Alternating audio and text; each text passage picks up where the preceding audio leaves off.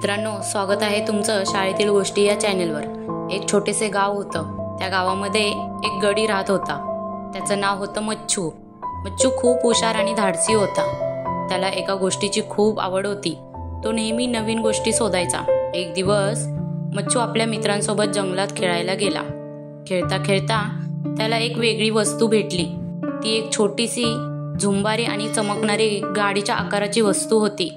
मच्छूने त्या वस्तूला हातात घेतलं आणि त्याला ती काहीतरी खास आहे असं वाटलं। अचानक त्या वस्तूपासून एक गोड आवाज आला, "धन्यवाद मच्छू, मी एक जादूचा गडी आहे," असा आवाज आला। मच्छू दचकला। "तुम्ही जादूचा गडी आहात?" त्याने विचारले। "हो, मी एक जादूचा गडी आहे जो प्रत्येक गोष्ट शक्य करतो। तुमची काही इच्छा असेल तर मी पूर्ण करू शकतो."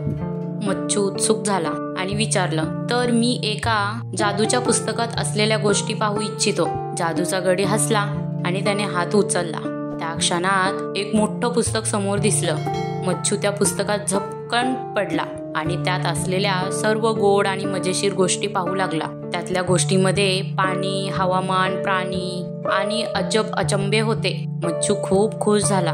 त्याने गडीला धन्यवाद दिलं आणि जादूची वस्तू पुन्हा जंगलात ठेवली। तो परत आपल्या मित्रांना सांगायला गेला। तेव्हा त्याला एक गोष्ट समजली, सगळ्या गोष्टीत जादू असतं असं नाही, फक्त ती उघडण्याची वेळ आणि मनाची तयारी असावी लागते। मित्रांनो, अशाच नवीन नवीन छान छान गोष्टी पाहण्यासाठी चॅनेलला शेअर, सबस्क्राईब आणि लाईक नक्की करा।